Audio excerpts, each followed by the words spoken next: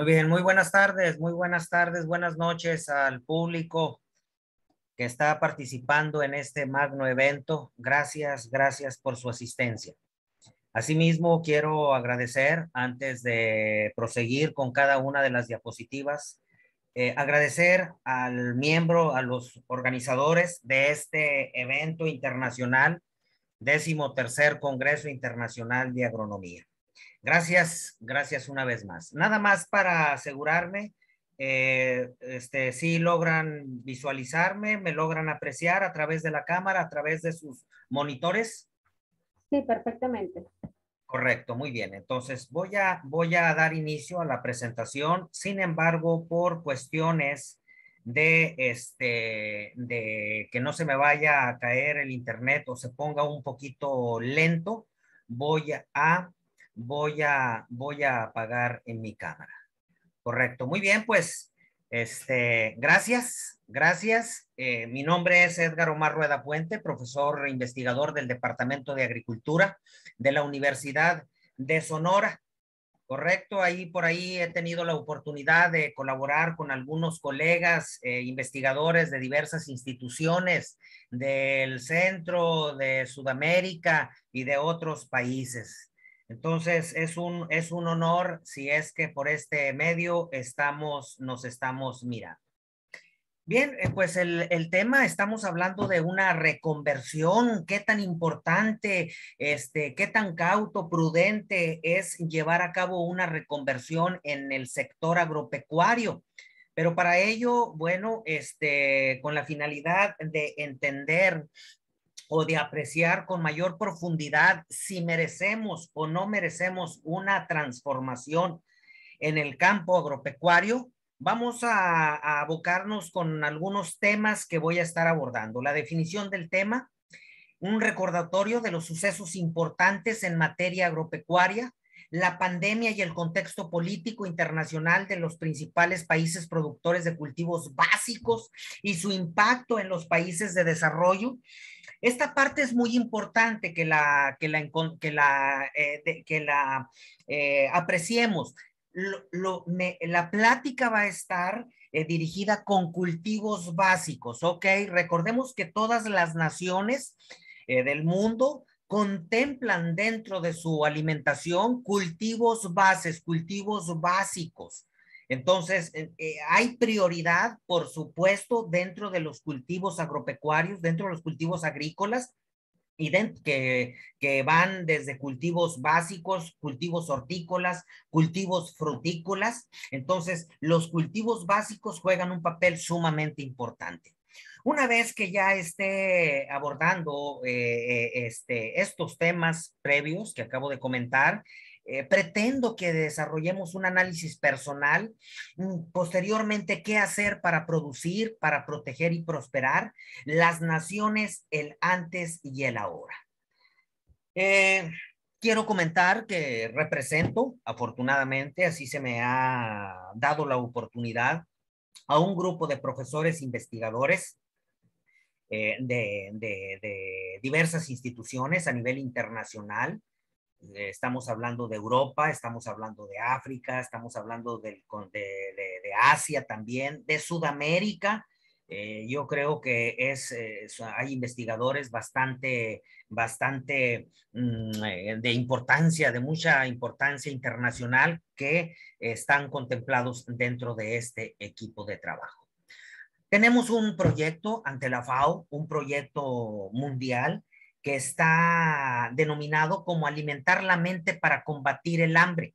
Hay un lema que estamos manejando que aunque se han hecho muchos progresos en la mitigación del hambre y la malnutrición a escala mundial, todavía estamos lejos de tener un mundo en el que toda la población esté libre de hambre.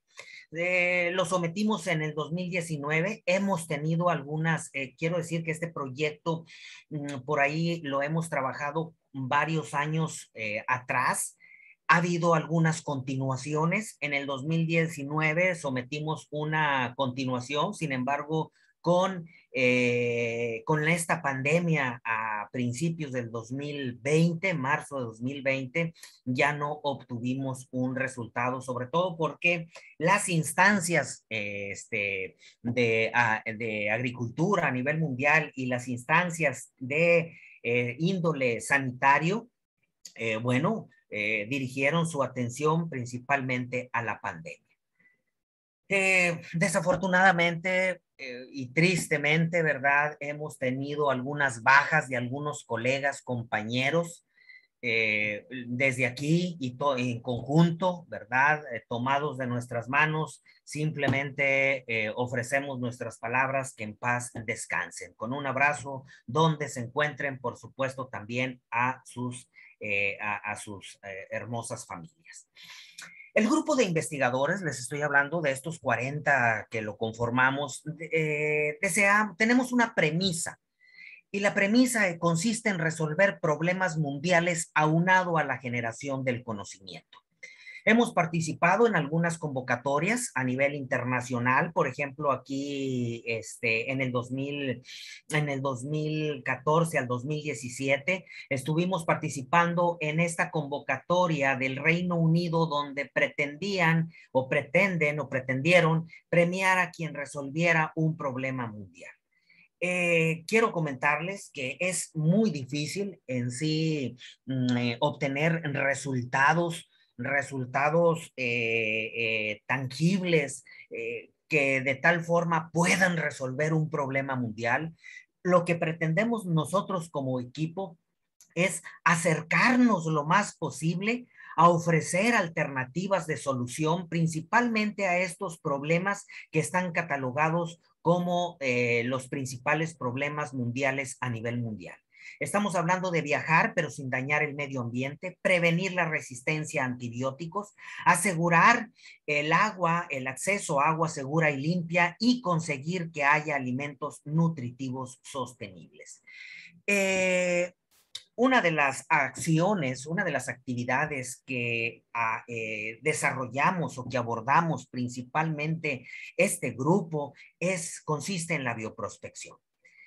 Es la cual consiste en una búsqueda de biomas.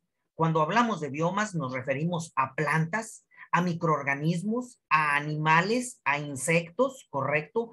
Para identificar la halotolerancia, la termotolerancia y la posibilidad de involucrarlos con el sector productivo, en este caso, para el caso de vegetales, como cultivos con potencial agroindustrial. Hay palabras claves en este párrafo, como son zonas áridas desérticas, que son nuestro principal área de estudio.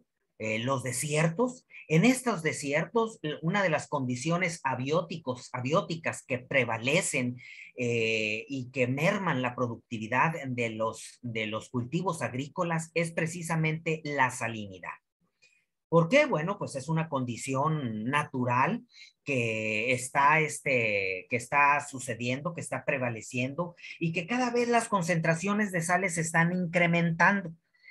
En esos ambientes áridos desérticos hay plantas, hay microorganismos que tienen estas capacidades fisiológicas, bioquímicas, como es la halotolerancia, como es la termotolerancia, que son condiciones abióticas presentes en los desiertos, en las zonas áridas desérticas. Entonces, de todos esos biomas, pretendemos conocer qué posible propósito, ¿verdad? O beneficio en una sociedad, en una comunidad, podemos nosotros identificar para poderlos proponer con un determinado potencial. Aquí en la República Mexicana tenemos alrededor de un 53% de zona árida en toda la República Mexicana. Un servidor o la mayor parte o un grupo fuerte de estos 40 que lo conformamos, estamos en el noroeste de México. Aquí en el noroeste de México hay una zona desértica identificada como el desierto de Arizona.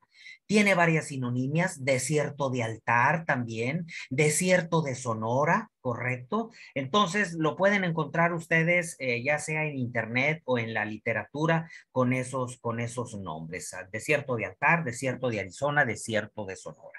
Este desierto es uno de los 10 desiertos más grandes del mundo, ¿correcto? Entonces, nosotros enfocamos nuestra atención en esta área y en los otros 9 principalmente.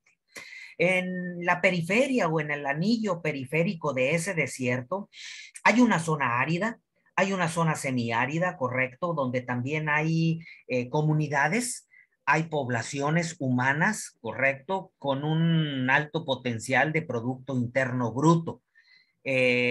Pues nosotros nos vemos sujetos a estas condiciones, a estas temperaturas hasta de 55 grados en una cierta temporada del año.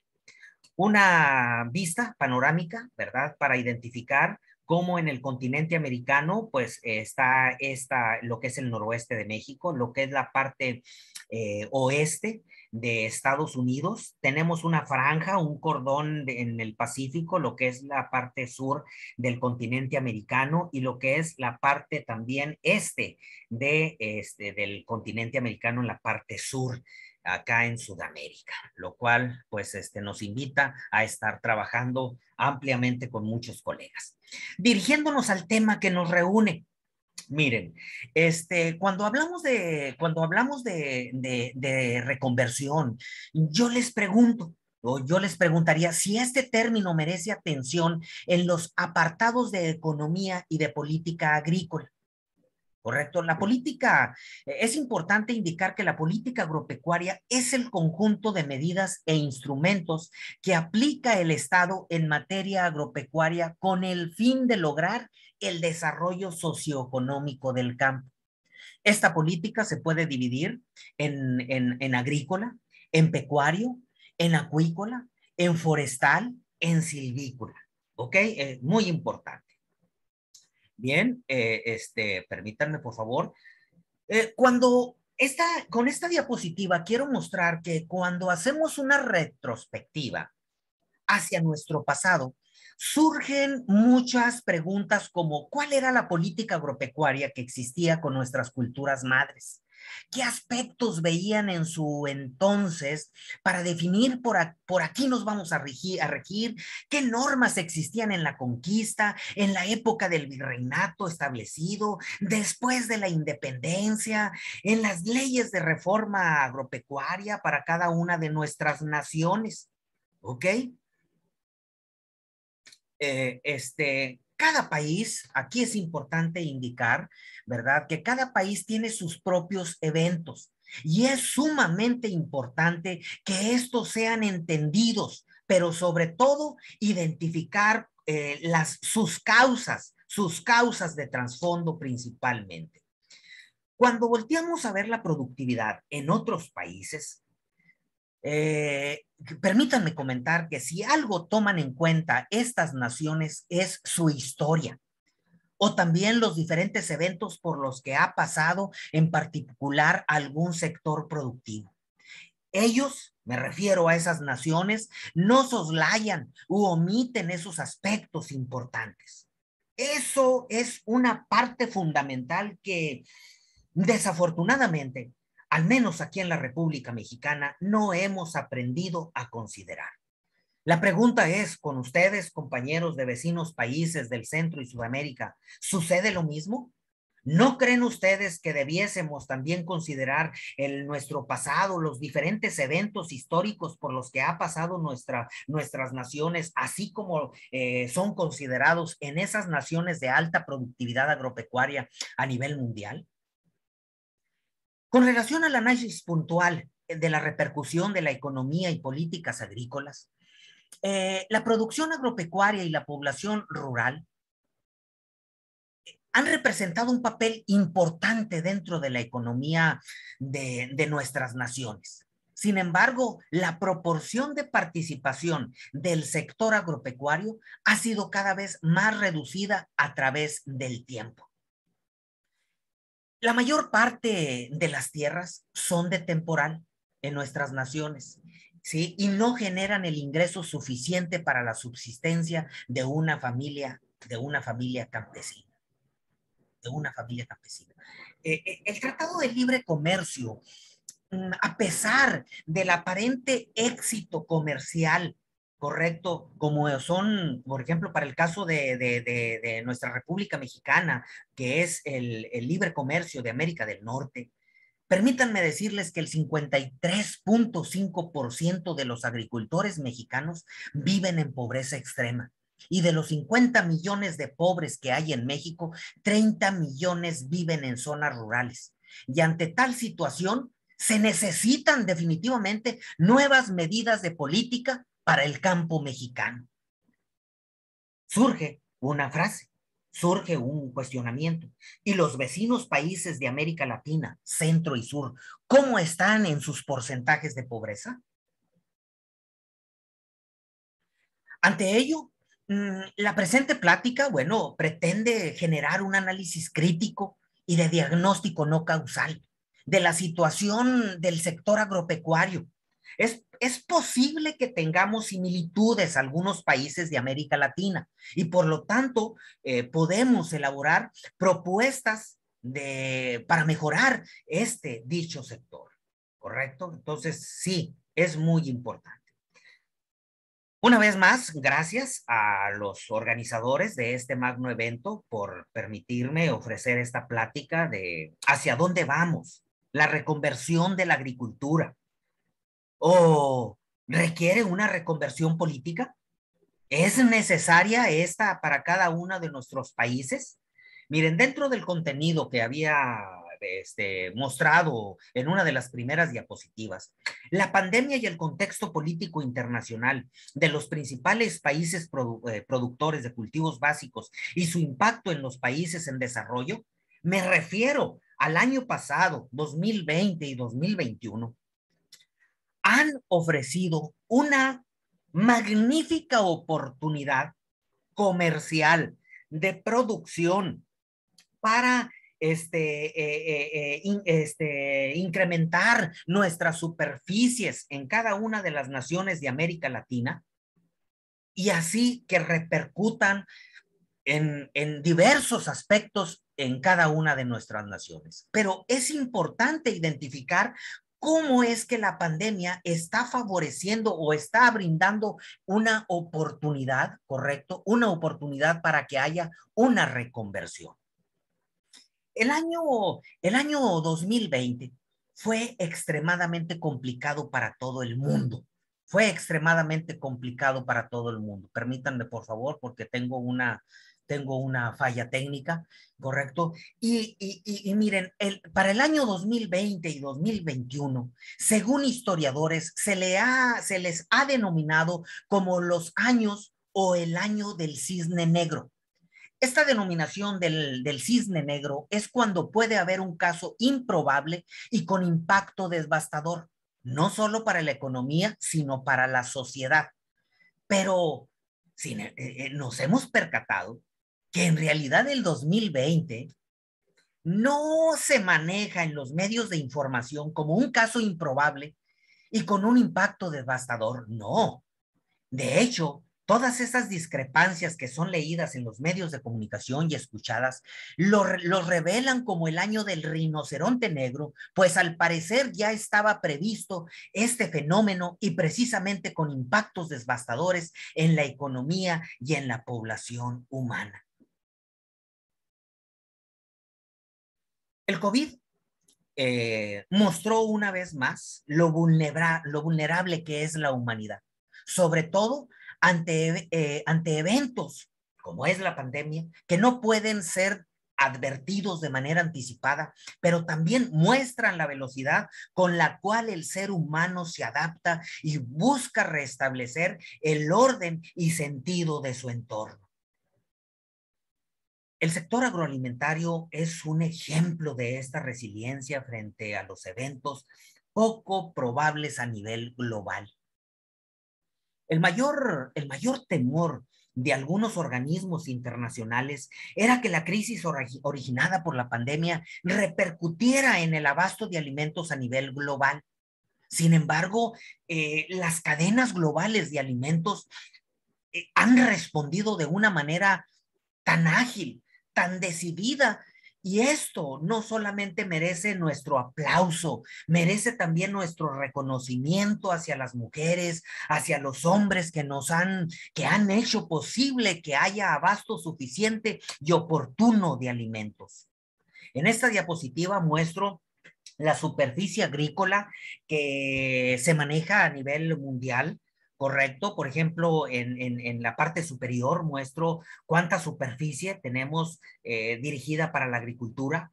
Por supuesto que no todo está en uso de estas 4.400 millones de hectáreas. Las 1.600 millones de hectáreas son de uso.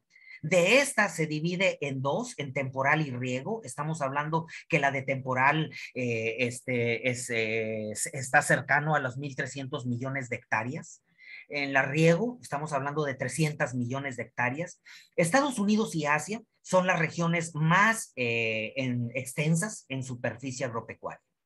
Cada año se incorporaban, estaba así mostrado en las cifras medias numéricas, que de un 9.5 a un 10.5 de superficie o de superficie es la que se incorporaba anteriormente, pero con la participación del sector agrícola en esta pandemia se han registrado hasta incrementos de un 12%.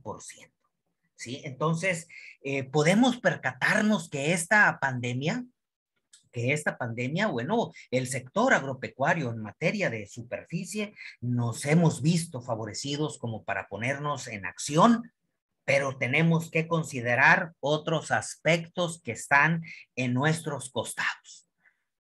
Algo muy importante que debemos entender es que antes de la pandemia la agricultura a nivel mundial ya venía transformándose. ¿De qué manera? ¿Cómo?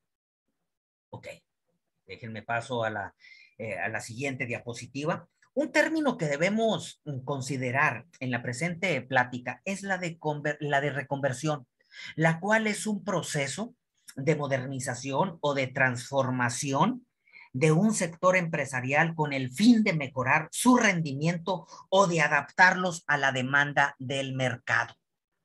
¿Correcto? Aquí es importante indicar que no solo el factor externo comercial es uno de los que generan cambios en un sector. Puede haber otros, por ejemplo, desde el punto de vista biótico, estamos hablando como la salinidad, con el paso del tiempo, una área agrícola se puede volver salobre, puede transformar cultivos, la participación de algunos cultivos que eran glicófitas, es decir, que se regaban con agua dulce. Y ahora, debido a ese incremento de sales en el suelo, se tiene que utilizar o sembrar cultivos tolerantes a la salinidad. Están las altas temperaturas, están las bajas temperaturas, las fuertes y repentinas lluvias, la acidez, correcto, de los suelos. Y sin duda, bueno, algo que estamos viviendo es la huella hídrica. La pregunta que surge ¿es necesaria una reconversión? ¿Sí? ¿Es necesaria? Bueno, pues para eso es esta plática, ¿verdad? Vamos a ver qué sucede en el entorno de los principales países productores de cultivos básicos. Para ello, voy a hablar sobre la recuperación económica mundial, pero con relación al impacto de esta pandemia del COVID, el cierre de la producción 2020, la expectativa de la producción 2021, porque todavía no se acaba. ¿Sí? Tuvimos una perspectiva y teníamos una expectativa. ¿Es posible que la logremos, que la alcancemos? ¿Es posible que con base a esos impactos de la pandemia y esos análisis que están sucediendo en los principales países productores de cultivos básicos, nosotros como países, buscando una oportunidad en el sector agropecuario, para que exista una mejor calidad de vida en nuestros conciudadanos, las podemos aprovechar. Otro de los temas es los principales retos en el corto plazo para el agro latinoamericano. Ok.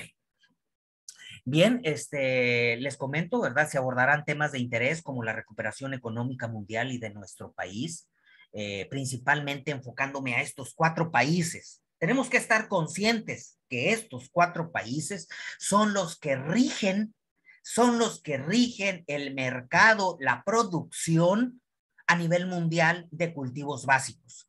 Estados Unidos, China, Brasil y Argentina. ¿Ok? Entonces, sobre todo por el crecimiento de un sector determinado, ya sea primario o secundario, como el sector agrícola, que juega un papel importante en la economía de un país, ya que también depende cómo se comporten algunos aspectos importantes a nivel internacional.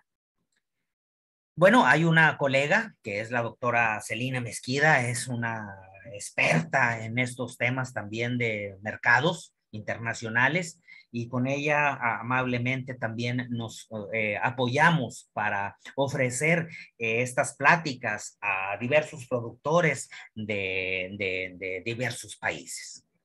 Bien, miren, estamos viviendo eventos que jamás nos hubiéramos imaginado. Un evento que nos ha llevado a una contingencia de bioseguridad mundial.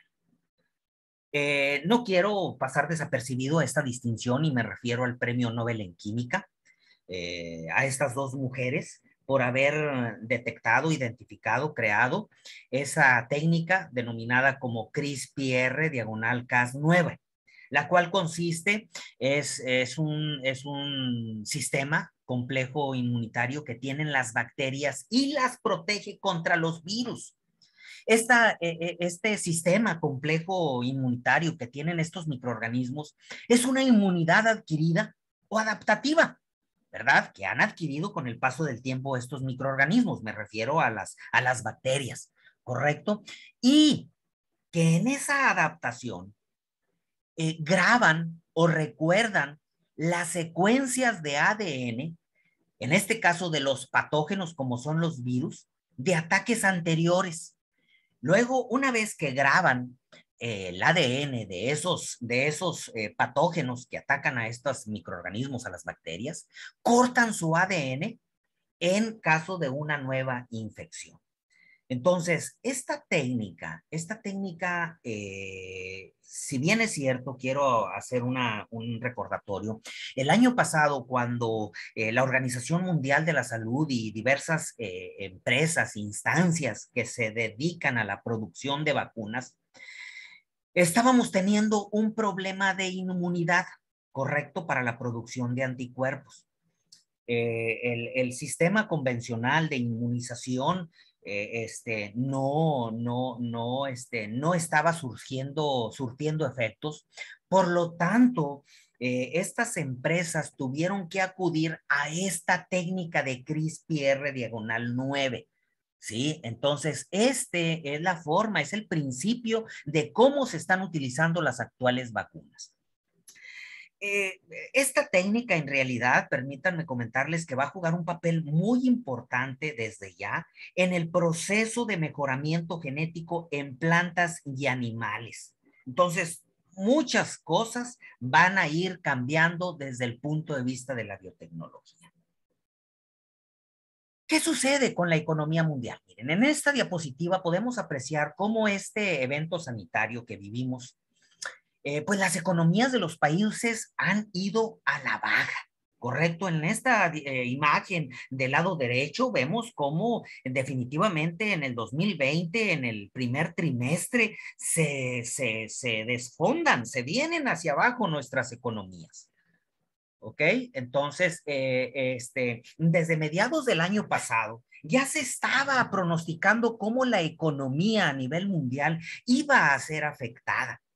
Y estamos hablando en un menos 4.9%, el cual iba a ser el nivel más bajo desde la Gran Depresión, La economía mundial y México, me refiero a lo que es los pronósticos de crecimiento del Fondo Monetario Internacional. Bueno, ellos indicaban, si bien es cierto que en el 2018 nosotros tuvimos un incremento del 2.2%, en el 2020 con esta pandemia, vean, ellos pronosticaban ya en marzo, abril, que la pandemia nos iba a afectar en un menos 10.5%. Surge la pregunta, ¿es cierto estos pronósticos? Ustedes como ciudadanos de los países hermanos de Centro y Sudamérica, pues sin duda alguna deben de tener conocimiento qué tanto afectó o qué tanto estaba pronosticada la pandemia para afectar económicamente sus países. Pero una cosa es los pronósticos y otra cosa es la realidad. Entonces surge la pregunta, ¿es cierto esos pronósticos? Porque los sectores productivos, si es cierto, definitivamente tenemos que prever o aprender a manejar nuestras economías, nuestros sectores, nuestros participantes. Miren, acabamos de cumplir más de un año. Allá pasamos el primer semestre del 2021, correcto. Y todo indica que después de un año y con las medidas de bioseguridad internacional, pues los números, vemos aquí, ¿verdad? Otra vez en el 2021, nos volvemos a recuperar, sobre todo pues en la baja de humanos por parte de la pandemia, ¿correcto? Entonces, eh, sin embargo, bueno, las cosas se vuelven a poner muy tristes por la participación o por la presencia de variantes de lo que es el COVID-19. Entonces, pues tenemos que tener mucho cuidado, ¿correcto? Tenemos que tener mucho cuidado.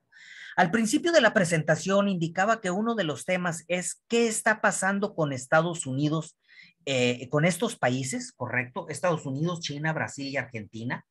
Me voy a enfocar ahorita con Estados Unidos. Bien, miren.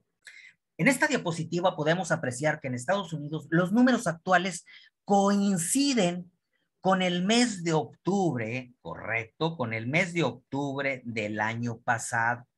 Y esto impulsará el crecimiento, ¿verdad?, de cada uno de los sectores productivos.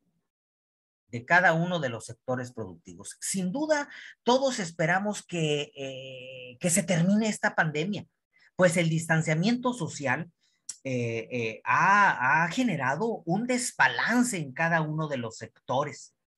La vacunación está jugando un papel importante. Tenemos que considerar esa parte. Por supuesto que hay ahorita esas discusiones, esas discrepancias. Sin embargo, bueno, se supone que hay un organismo internacional mundial que son expertos en materia de salud y tenemos que, pues hasta cierto grado, entre comillas, aceptar las recomendaciones. Entonces, pero vemos aquí cómo Estados Unidos, con sus 2.000 millones diarias de vacunación que estaba haciendo al principio de este año 2021, bueno, influyó sin duda en la economía de ese país. Urge, definitivamente, urge que Estados Unidos avance en este proceso para que repercuta en el resto de las demás naciones. Recordemos que todas las naciones están obligadas a que la vacunación sea simultánea. De lo contrario, estaremos provocando mutaciones y por consecuencia nuevas vacunas para una raza en particular, que sin duda es lo que está sucediendo. Actualmente estamos corriendo de la pandemia, pero por otro lado nos azota la crisis económica. ¿Ok? Hay naciones que con base a sus bolsas de ahorros están apoyando a sus distintos sectores, pero en naciones como las nuestras, muchas empresas se han visto afectadas. ¿Sí? Entonces, es muy triste, sobre todo en aquellos negocios que tienen que ver con los que se establecen vínculos estrechos entre personas, gimnasios, restaurantes, hotelería, no se diga el empleo informal. Entonces, cada país está obligado a salir de esta situación. Impactos de COVID en Europa. Miren, ningún país quedó exento o ha estado exento de esta pandemia a partir de marzo de 2020. Podemos percatarnos que como en Europa, comparado con América, el impacto ha sido diferente. Y entre países de un continente también se ha visto lo mismo. Aquí podemos ver cómo en el continente europeo, ¿verdad?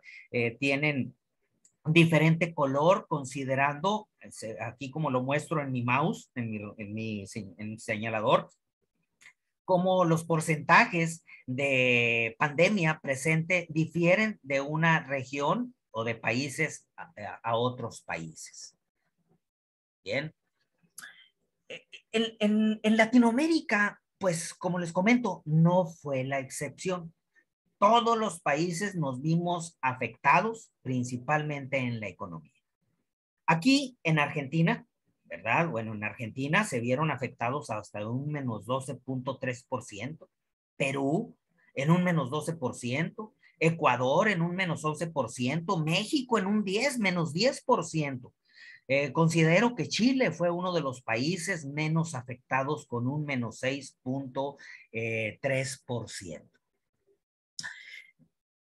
Estados Unidos acaba de aprobar, permítanme por favor, ¿sí? Estados Unidos acaba de aprobar otra ayuda de 1.9 trillones de dólares a sus habitantes, ¿sí? Eh, este, Estados Unidos es importante indicar que tiene una población en estado de pobreza de un 50%, pero esa pobreza no es igual a la que tenemos en los países latinos. Debemos reconocer que esta situación en algunos países que dependemos de la importación en cultivos básicos, vino a agravar más esta situación de dependencia. Aquí cabe indicar que cada país tiene registrados cuáles son sus cultivos básicos de alimentación y aquel que tenga una dependencia de esos alimentos, es decir, que importe por arriba de un 25%, según la ONU, en su última declaración, es que debemos trabajar al respecto. Nosotros, para el caso de México, dependemos un poco más del 40%. ¿Sí? Entonces, sí, estas condiciones de pandemia definitivamente vino a agravar más la situación de dependencia agroalimentaria. ¿Qué pasa con la nueva administración? Sí, me refiero a esta que acaba de entrar en Estados Unidos, en comparación con la de Trump que ya salió. Si recordamos entre Estados Unidos y China, en la administración del señor Trump impuso fuertes aranceles a China. Pues acorde a la secretaria del Tesoro, esta señora Janet Yellen, ella decía, estos aranceles se quedan por el momento. Aquí quiero hacer un paréntesis porque México, con las exportaciones que hacemos hacia Estados Unidos, fuimos sumamente afectados en materia arancelaria. ¿Sí? Estamos hablando que el 92% de las exportaciones fueron inspeccionadas. Esto es un golpe al hígado de nosotros como sector productivo. Entonces, imaginémonos México como su principal socio en la importación y exportación. Si le pusiéramos esa política espejo, pues, ¿a qué tipo de situación nos puede llevar? Yo creo que los que están más cerca en aspectos políticos nos pudiesen dar una respuesta más certera, más veraz. sin embargo, considero que han abusado para nosotros como nación en materia arancelaria. En fin, hay otra administración donde siguen manejando algunos aranceles muy altos para China, y todavía ellos dicen hacia finales del 2021 vamos a hablar si es posible levantar o no los impuestos. Muy bien, estamos hablando qué sucede, ¿verdad? ¿Qué sucedió en materia de países de nosotros, en materia de importación y exportación? Ahora, ¿qué está pasando con Estados Unidos con relación al dólar? Recordando cómo fue el comportamiento del dólar, se apreció que ¿verdad? Se vino devaluando paulatinamente a finales del año 2020. Esto hace que se incremente el valor de compra de muchos cultivos como soya, como maíz, ¿sí? Si está más económico en la compra del dólar, definitivamente podemos comprar. Si nosotros somos países importadores, es decir, que andamos comprando a otros países, pues es una oportunidad para comprar, ¿sí? Pero aquí lo importante es que, ¿cómo puedo explicar? Bueno, ok. Sin duda, ¿verdad? Vuelvo a repetir, esto hace que se incremente el valor de compra de algunos países, de algunos cultivos, perdón, como la soya, como el maíz, debido a que se maneja un precio internacional. Esto es muy importante y permite que todos los países que manejan otras monedas, por ejemplo, el yen japonés, libras, francos, coronas, pues se vean atractivos para exportarles productos. Recordemos que en materia de mercado, cada país está viendo qué expectativas le permite un ingreso de capitales. ¿Ok? Eso es muy importante. ¿Qué también está pasando con el dólar? El dólar, el dólar débil puede o no continuar, pero la tendencia indica lo contrario. ¿Ok? En materia agropecuaria, afortunadamente Estados Unidos maneja grandes cantidades de stock o de reserva.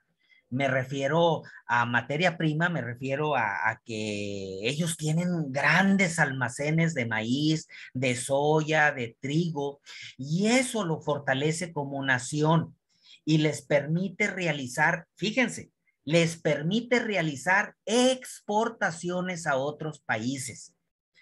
México, desafortunadamente, no tenemos esa política de resguardar, de fortalecernos con grandes reservas. Desconozco a ustedes como países hermanos si ustedes tienen este fortalecimiento, es decir, si tienen grandes cantidades de stock o de reserva de materia prima. Pero la cuestión es que nosotros, México, ocupamos el primer lugar en la importación de maíz a nivel mundial y precisamente de Estados Unidos. Aún en estos tiempos de contingencia de bioseguridad internacional. ¿Qué está pasando también? ¿Qué más? Estados Unidos desea rápidamente recuperarse, pues es una fortaleza que le permite invertir en el desarrollo como país. En esta figura vemos cómo el CRB Index, que significa el incremento o decremento del valor de los alimentos en Estados Unidos. Cada país, nosotros tenemos un CRB Index. ¿Ok? En México, nosotros le llamamos índice de precios al consumidor. ¿Ok? Índice de precios al consumidor. Aquí la muestro. En esta figura vemos cómo se comporta en la línea roja el índice de precios de los alimentos, ¿correcto? Índice de precios de los alimentos comparado con el índice nacional de precios al consumidor. ¿sí? Se puede apreciar que el valor del precio de los alimentos supera en un 20% el precio de los bienes para el consumidor. Esto indica que el valor de los alimentos producidos debe verse en una mejor economía de los productores, de los productores. Ojalá este precio también se viera reflejado, se pudiera ver reflejado en una economía de los hogares. Pero desafortunadamente no lo es así, compañeros. Es por eso, ¿verdad? Sobre todo porque para una pobreza que tenemos en México que oscila en un 53.5%, sin duda este índice de precios de los alimentos, pues es muy triste, supera la economía de los hogares. Bien, ok, ya más o menos tomamos algunas cosas importantes de la pandemia con Estados Unidos. Ahora con China, ¿sí? ¿Qué sucede con China? Rápidamente. ¿Por qué hablar de China? China es muy importante entender que se está devorando un alto porcentaje de todos los productos del mundo. Esto ha sido un tema detonante del aumento o incremento de los precios de los productos a nivel internacional. ¿Ok? Muy importante eso. ¿Qué también tiene China? China tiene un atajo productivo. Es decir, ellos al no tener democracia, van todos por un bien común. Dirigen toda su estrategia en un proyecto productivo. Y déjenme decirles, sí, efectivamente, eso es estratégico. Pues independientemente de que sean rentables o no, el gobierno les está ayudando. ¿Cómo? A través de incentivos. El manejo de los incentivos juega un papel muy importante en esa nación. Entonces, es otro tema que es importante nosotros trabajarlo en nuestro país, en nuestro sector productivo. ¿Cómo andamos nosotros con los incentivos? ¿Verdad? Bueno, otra pregunta, ¿qué también tiene China? China pretende para el 2050, caballeros, señoritas, sobresalir no solo en términos de cantidad, como lo ha venido haciendo, sino también en términos de calidad. ¿Y qué están haciendo al respecto? ¿Sí? ¿Qué están haciendo? Bueno, lo que están haciendo, ¿sí? Es decir, están trabajando no solo para sobresalir en términos de cantidad, sino también en términos de calidad. ¿Qué es lo que están haciendo? Es tener bien alimentados a sus ciudadanos chinos. Esa es la estrategia ahorita que está tomando China. ¿Qué tiene China para destrabar? ¿Sí? Aquí hay algo importante. Hay dos preguntas importantes que debemos entender. ¿Qué tiene China para destrabar? Es decir, orientar sus esfuerzos a un proyecto estratégico. ¿Y qué está haciendo para tener bien alimentados a sus habitantes?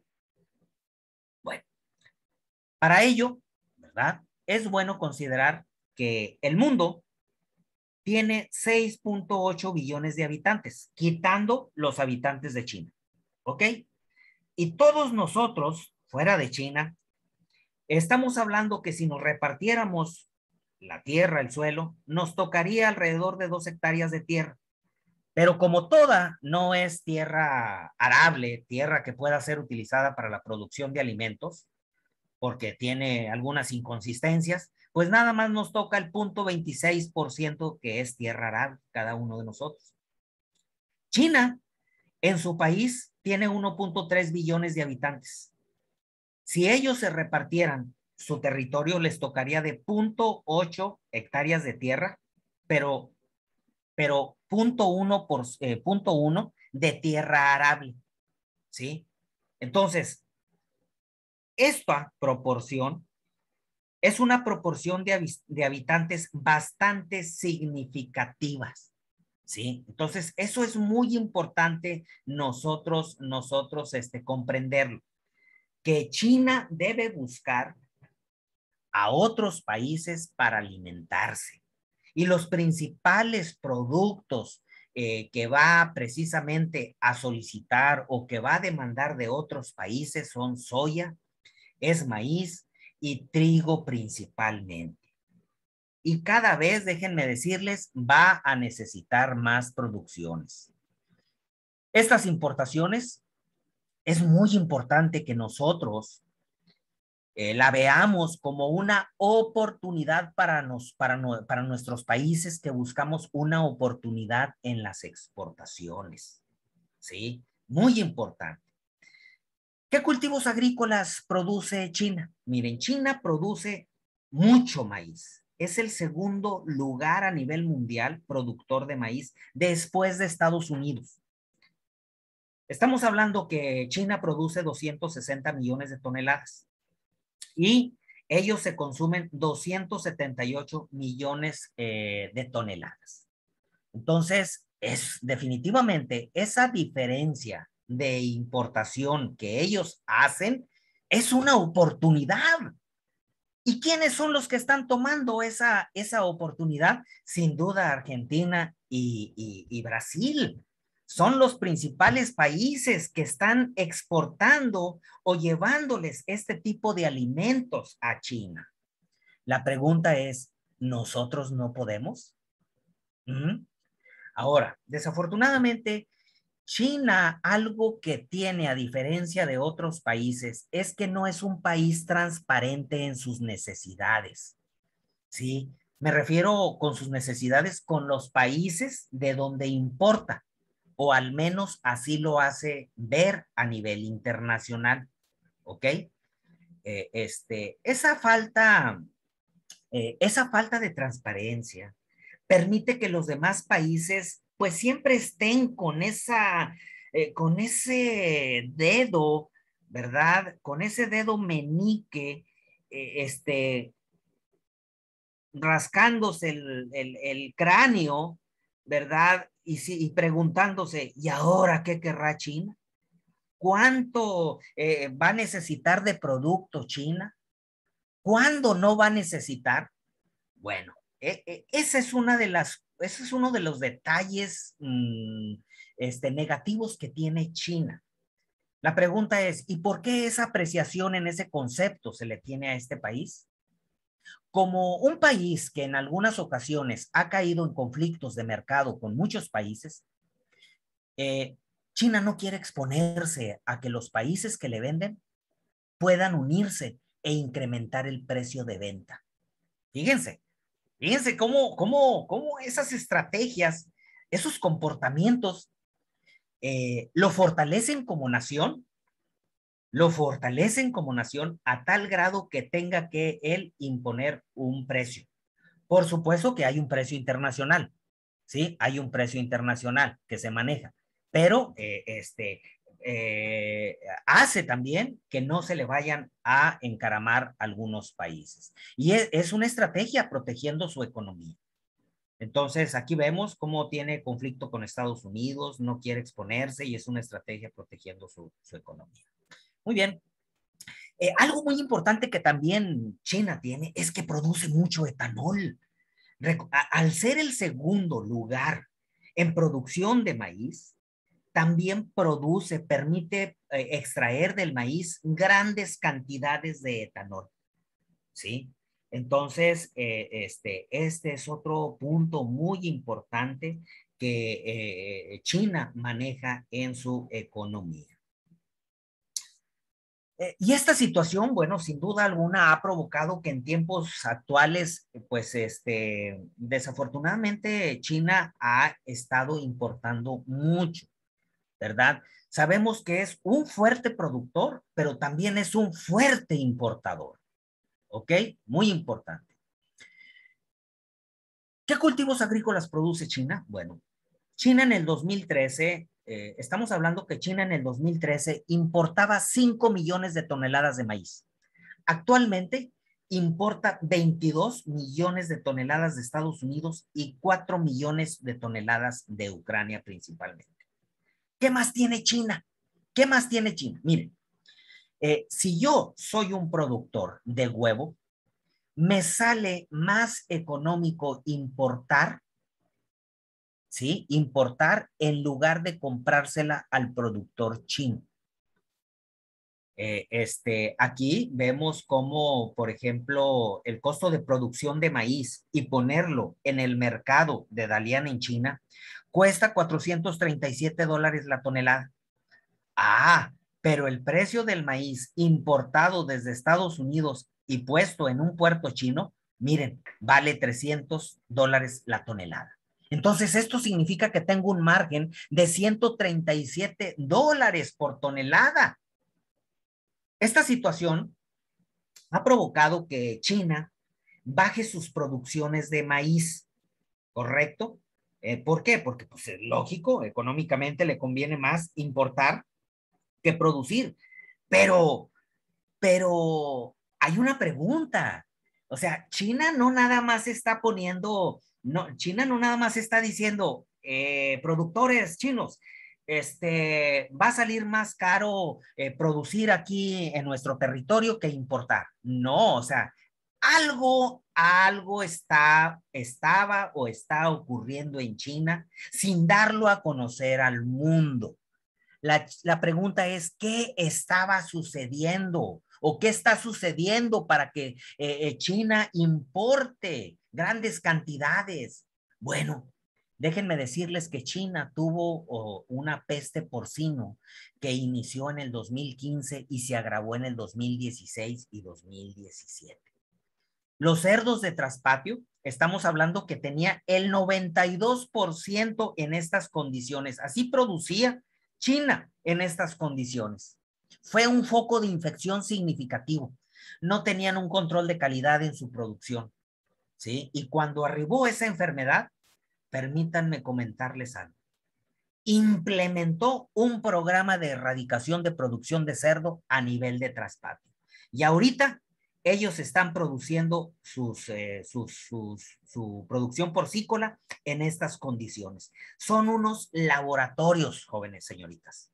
Son unos laboratorios. Entonces uno se puede percatar que, perdón, efectivamente China busca no solamente sobresalir en términos de cantidad, sino en términos de cantidad.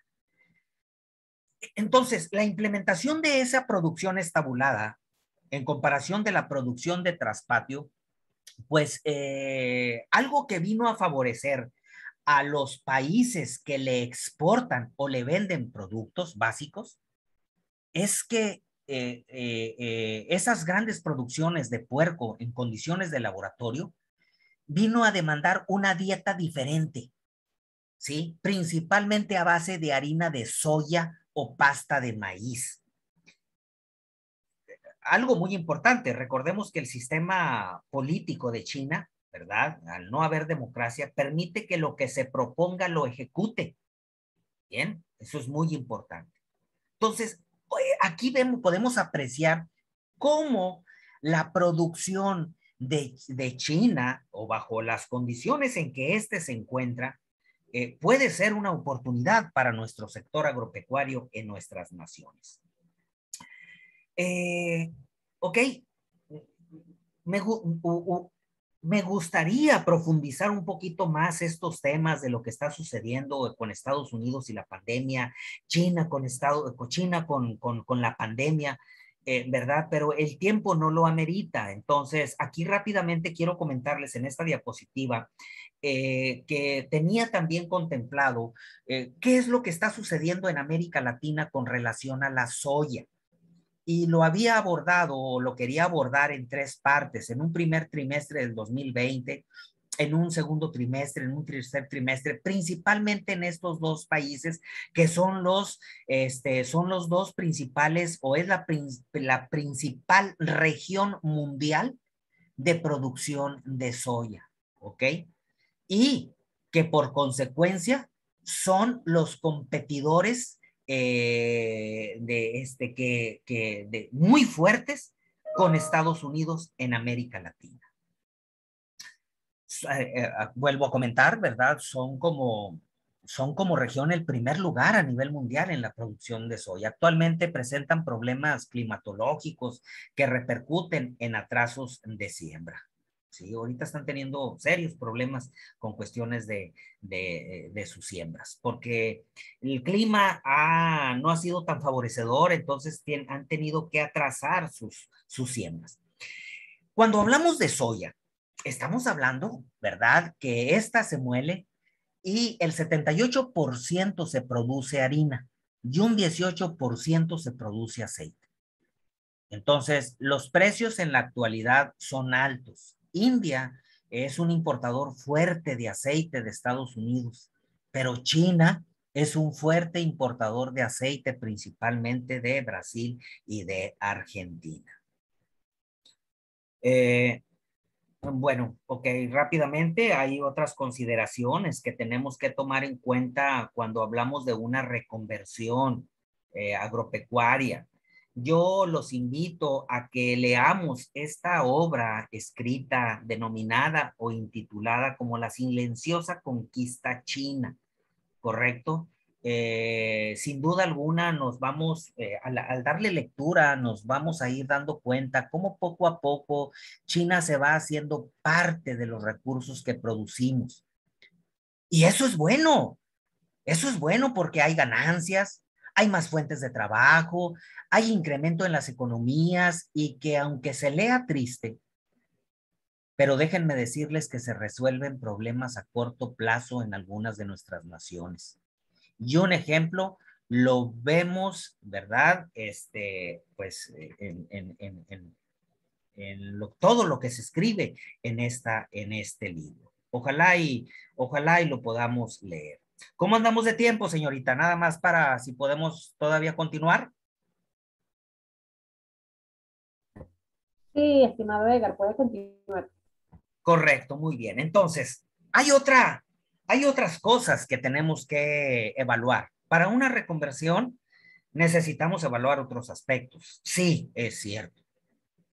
Entonces, voy a pasar con esta diapositiva para mostrar algunos datos que son importantes. Bien, miren, a mí me gusta mostrar mucho esta diapositiva porque aquí en estas 5 columnas nos vamos a dar una idea del uso global de tierra libre de hielo. ¿Sí? De nuestro planeta estamos hablando de 130 millones de kilómetros cuadrados de tierra libre de hielo, correcto, pero que tiene un uso por el hombre, que tiene un uso por el hombre. Y en la primera columna, si bien es cierto que nosotros a veces nos asombramos de que de repente decimos, bueno, ¿cuáles son las 5 ciudades más grandes del mundo? Pues vamos a ver que está Nueva York, que está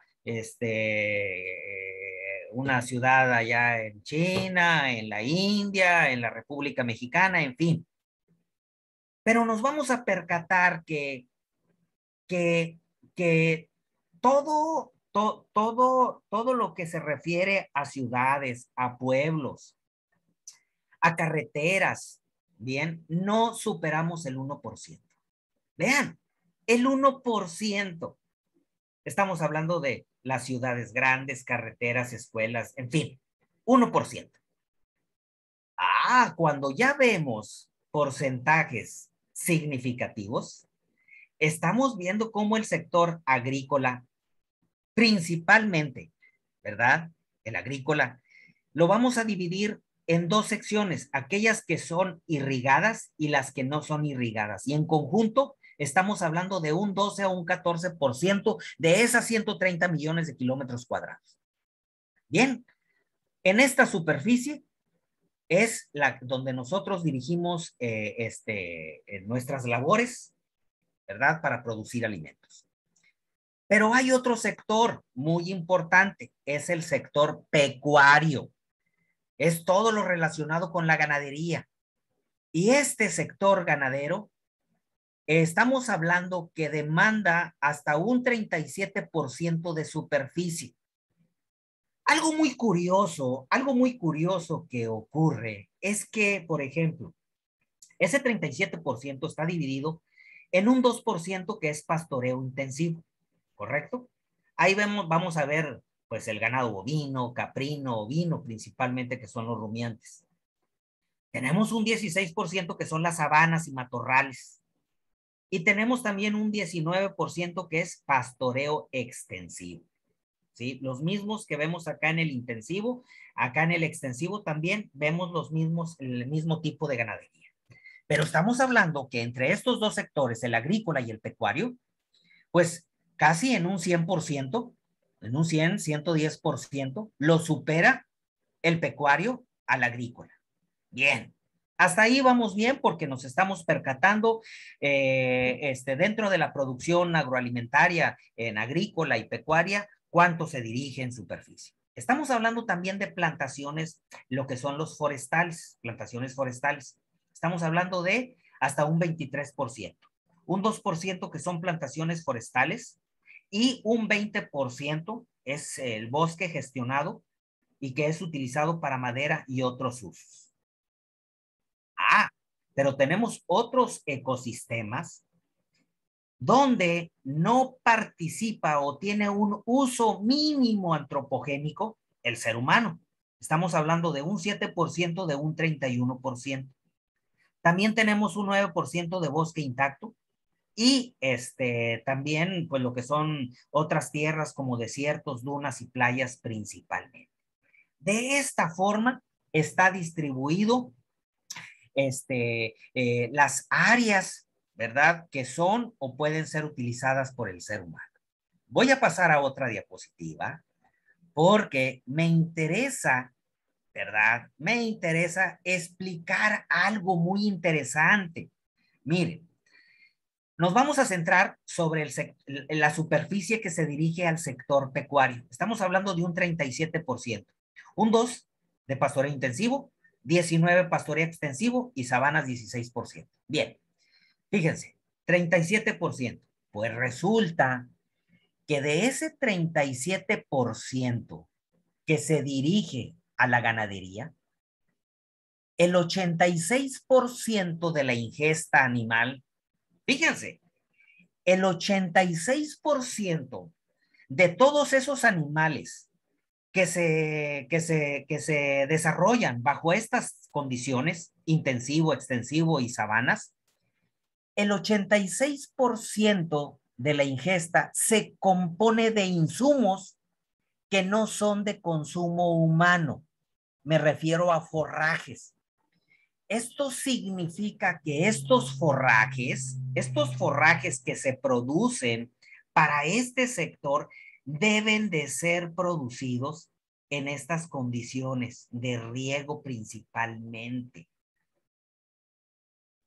Estamos hablando de un 4%. Un 4% le vamos a quitar, es decir, a ese 14% le vamos a quitar un 4% porque esa superficie se dirige a la producción de alimentos para este sector. Entonces ya no vendría siendo un 37%, ya vendría siendo un 41%. Esto es muy importante, caballeros, señoritas del auditorio, porque estamos hablando de una reconversión. Ahorita, en la primera sesión, viendo cómo la pandemia influía o no en los principales países productores de cultivos básicos, desde el punto de vista de la mercadotecnia y oportunidad, pudiese haber una reconversión en nuestros países. Pero ahora estamos viendo otros aspectos que son importantes considerar si es necesario efectivamente seguir produciendo un tipo de ganado como es el vacuno, ¿verdad? Que ahorita vamos a ver más adelante, o quitarlo o eliminarlo y cambiarlo por el caprino, por ejemplo, o simplemente quitar ese tipo de ganadería, de ganado, del caprino y el vacuno. ¿Y qué les parecería si mejor nos dedicamos a producir estanques para adentrarnos a la piscicultura, a la acuacultura? Estas cosas de reconversión son importantes considerarlas. ¿Ok? Entonces, estamos hablando que ya no es un 37%, sino se vuelve hasta un 41%. Y en esta diapositiva Esta diapositiva, les comento, me parece muy interesante e importante analizarla porque aquí hay dos periodos, 1961-90, que es en azul, y 1991 a 2018 en color barras color café, donde vamos a ver tipos de cultivos, correcto, también con una barra cómo nos hemos comportado como población, si hemos incrementado o disminuido en estos dos periodos, y cómo hemos, qué tipo de alimentos son los que ahora producimos menos o producimos más, o consumimos menos o consumimos más. Y vemos que los cereales, caballeros, señoritas, en el primer periodo producíamos grandes cantidades. Ahorita definitivamente tenemos que ver que la población, la producción de cereales está por arriba de la población humana. No significa que efectivamente hemos disminuido en superficie, pero no significa que ya no estemos interesados en consumir los cereales. Lo contrario sucede con las nueces. Vemos cómo las nueces, ¿verdad? En el segundo periodo del 2000, de 1991 al 18, le hemos dado una importancia significativa. ¿Qué significa estos cambios o estos patrones de alimentos, de cambios de alimentos? Vemos cómo las frutas también les hemos dado más importancia. Las fibras hemos reducido significativamente. Cítricos, bueno, se ha reducido en superficie, pero pues está por arriba del consumo de la población mundial.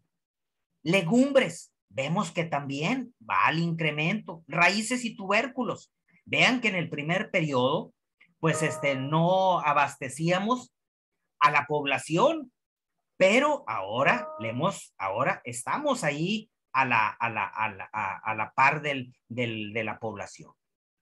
Entonces, sí, es muy importante. Miren, es de suma importancia. Aquí yo considero que el sistema de producción agroalimentario le ha dado, así como también la población humana, la suma importancia de conocer las propiedades pronacéuticas y probióticos que tienen los cultivos agrícolas. Es decir, el consumidor cada vez más demanda identificar las propiedades organolépticas, funcionales y de conveniencia de lo que consume. Por eso es muy importante, ¿verdad? ¿Cuáles son los árboles frutales que se siembran en nuestra región? ¿Qué propiedades tienen esas hortalizas y las propiedades? Aquí pongo algunas preguntas, ¿verdad? Por ejemplo, las frutas y sus propiedades nutricionales, la trazabilidad nutricional, la influencia del consumo de frutos en la salud de la población, influencia del consumo de frutos en la mortalidad, en el cáncer, en el sobrepeso, en la obesidad, en las enfermedades cardiovasculares, en la diabetes tipo 2, en la enfermedad de POC, en las alteraciones mentales. Considero que esta pandemia nos ha sensibilizado en ese sentido, caballeros, señoritas. Entonces, sí, desde esa óptica, estamos percatándonos que se está dando una reconversión agropecuaria. Otro aspecto importante, pues es con relación a la huella hídrica. ¿Correcto? A la huella hídrica. ¿Qué es lo que está sucediendo? Vemos aquí en Estados Unidos los porcentajes el impacto de la agricultura en el medio ambiente, perdón, no tanto el agua, el impacto de la agricultura en el medio ambiente, ¿sí? Cuántas emisiones, los porcentajes de emisiones. Brasil, definitivamente, la deforestación tropical que el año pasado, antepasado, se nos manifestaba en los medios de comunicación, la catástrofe tan drástica que se estaba dando es muy triste. La India, vean cómo difieren sus impactos en comparación con Estados Unidos, los porcentajes. Pakistán es más de problemas de agua. China, vemos, e Indonesia, más o menos igual que Brasil, por supuesto en un 50% menor en materia de deforestación tropical. Con la extracción de agua y sus recargas, aquí hago un paréntesis porque es muy triste.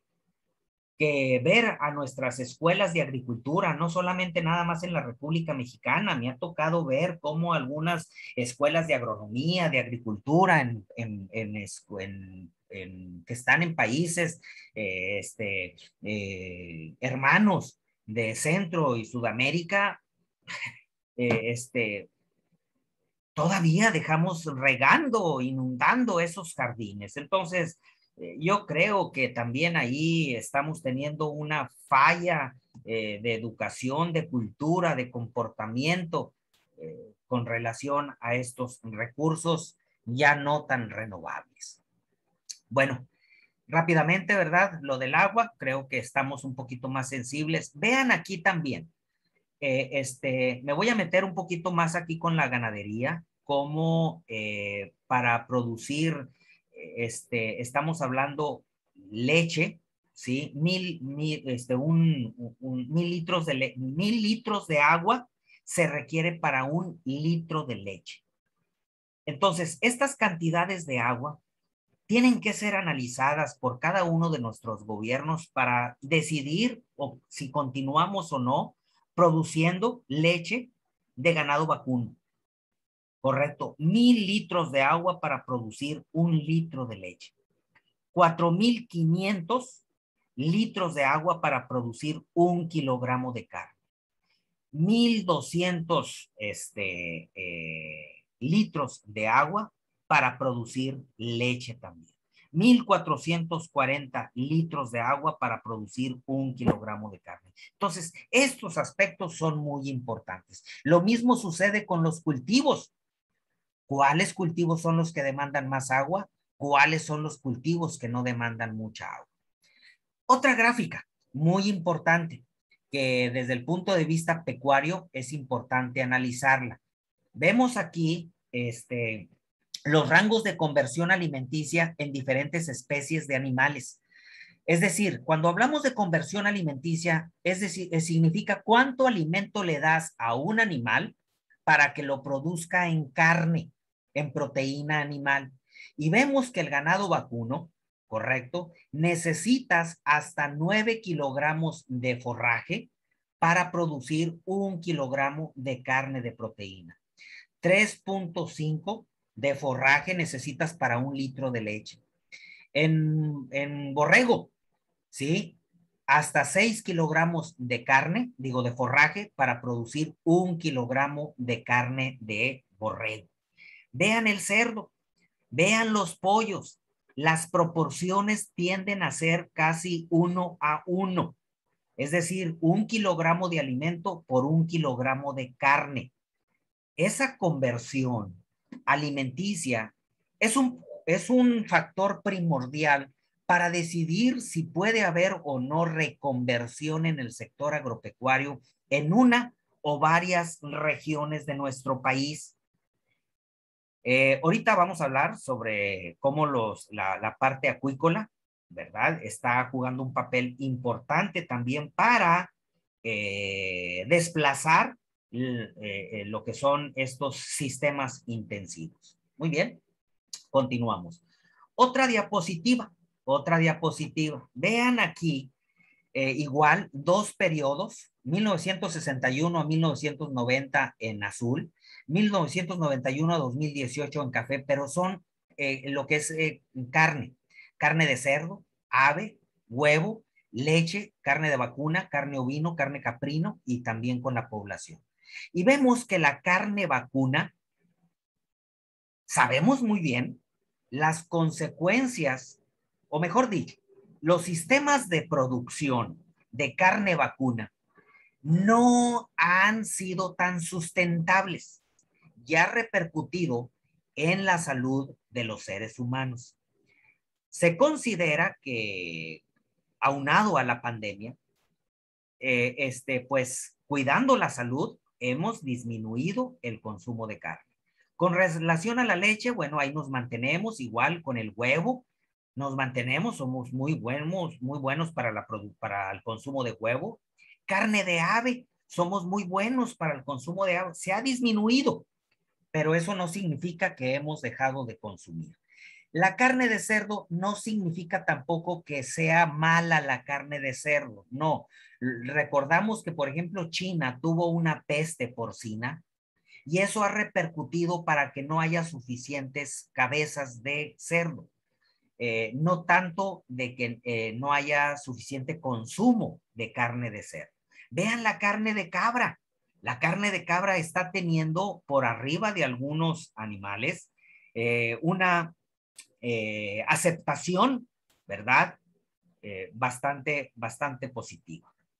Una vez más, otra diapositiva, como de 1961 a 1990, 2018, la producción de carne vacuna ha disminuido.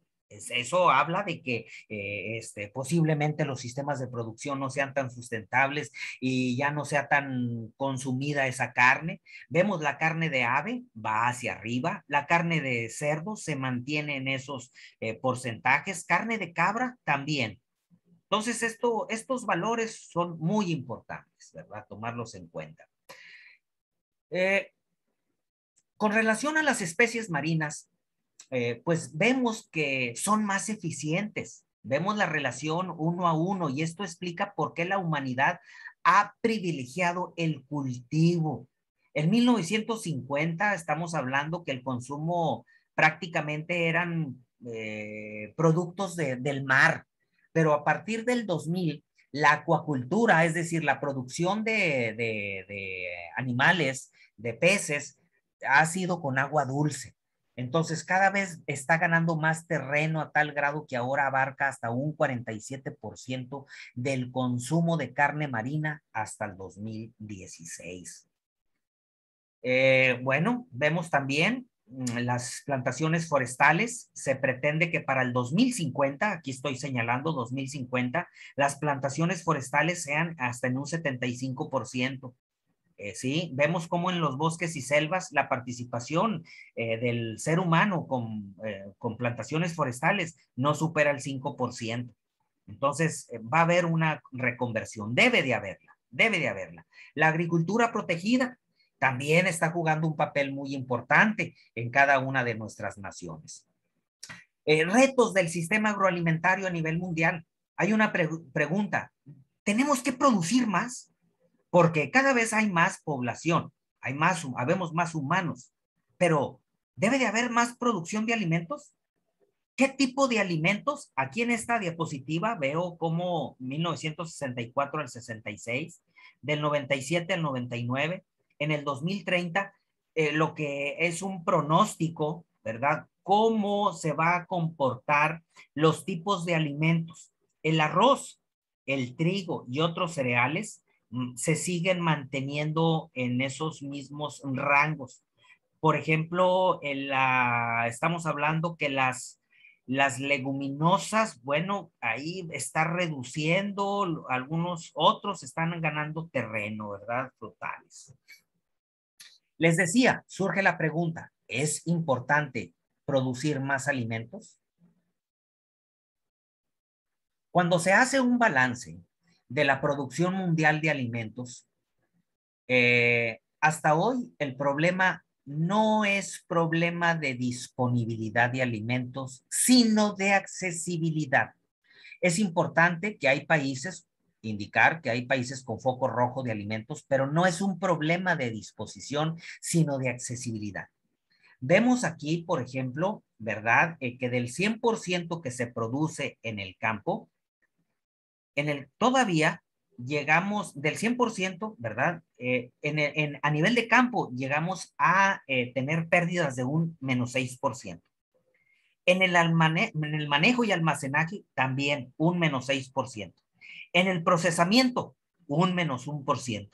En la distribución y mercadeo, menos 3%. Vemos cómo el consumo en el hogar es de los porcentajes más altos donde no sabemos manejar precisamente los alimentos. Entonces, si sumamos todos estos valores, tenemos una pérdida de un 24%. Aquí lo importante conocer es que ya desde el momento en que producimos alimentos, estamos produciendo gases de efecto de invernadero. Muy importante esto. Bien, una apreciación diferente, también cómo se debe, otros aspectos que deben ser considerados en un análisis sobre el rumbo de la agricultura en zonas áridas y desérticas. Son millones de toneladas de dióxido de carbono, como América Latina, centro, desde México hacia abajo, somos de los que más producimos carne vacuna, correcto, carne vacuna, pero vemos que a ver, permítanme interpretar bien aquí esta diapositiva. Bueno, pues estamos hablando que en proporción, en comparación de otros hatos, otros ganados que también producimos en América Latina, el ganado vacuno es de los que más produce dióxido de carbono, ¿correcto? Esto es muy importante entenderlo. Otros aspectos, pues es la tala, las enfermedades zoonóticas que estamos generando al estar talando, al estar ampliando nuestras zonas urbanas. Bien. Los pesticidas, hay cultivos que están demandando todavía hasta la fecha muchos pesticidas. Las naciones tienen que trabajar en generar, producir alternativas sustentables, sobre todo porque estamos contaminando, aniquilando muchos macro y microorganismos que modulan, estabilizan, agregan, regulan y equilibran el medio ambiente, el entorno, el ecosistema. Esta diapositiva me parece muy interesante también que no la soslaye, que no la omita, porque son suelos analizados de una agricultura convencional, suelo analizado de una agricultura de conservación y suelo analizado de una agricultura biointensiva. Y nos podemos percatar que aquel suelo que tiene actividades o prácticas culturales sustentables tiene una mayor cantidad de macro y microbiota en comparación, por ejemplo, de suelos de agricultura de conservación o de suelos de una agricultura convencional.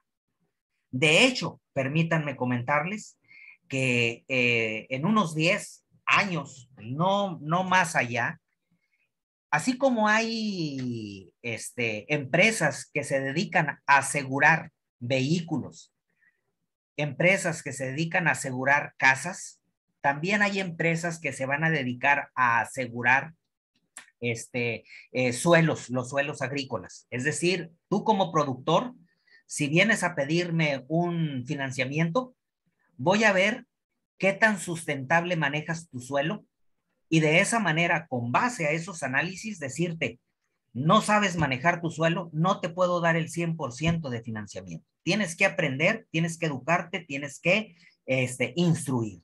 Entonces, esto es muy importante también entenderlo. Los alimentos más dañinos para el ser humano lo son también para la tierra. Entonces, vemos aquí en esta barra el impacto ambiental, pero también acá en esta barra vemos el impacto en la mortalidad. Y vemos que las carnes rojas procesadas son los que tienen mayor impacto al medio ambiente y también a la salud humana. Entonces, vemos aquí en esta parte las nueces, los vegetales, las frutas. En el centro tenemos a los mariscos, tenemos a los pollos, correcto, como un alimento que nos permite, pues al menos permanecer mucho mejor aquí con los nuestros. Muy bien, pues permítanme por favor, déjenme, ya voy a terminar. Aquí, como son muchas diapositivas, se me traba la computadora. Muy bien, miren, ya finalmente, es muy importante que las escuelas de agricultura a nivel nacional debamos reflexionar sobre nuestra capacidad de innovar y democratizar el acceso de su conocimiento con el sector productivo. Sí, por favor. La interconexión del ecosistema de investigación con universidades y empresas también es clave para que los resultados calen o lleguen a la sociedad y a la economía. Más allá de las soluciones a corto plazo, hay que mirar al futuro para poder prepararse ante otras posibles crisis. Y al futuro se mira con investigación y conocimiento. Aunque tenemos centros de investigación de presencia internacional, sin duda alguna debemos ser más objetivos y claros con los trabajos que desarrollamos para su impacto en los sectores productivos. Permítanme terminar indicando que la pandemia es un clarísimo ejemplo de que es vital tener muy buena ciencia, porque hoy es una crisis sanitaria, pero mañana es una crisis ecológica, pasado va a ser una crisis social, económica, industrial. Y tenemos que tener conciencia de base que se traduzca en transferencia de recursos en cualquier sector. Todos los temas tratados, universidad, ciencia, tecnología, innovación, investigación y mundo empresarial, deben unirse en eventos de este tipo y que presenten proyectos y que junten a un médico con un ingeniero, un abogado con un biólogo, una universidad pública con su contraria, una privada con una pública. Yo a título personal aplaudo y felicito a los organizadores de este magno evento. ¿Sí? Con esto estaremos constatando que desde una educación de este tipo podemos generar esa confianza en la sociedad.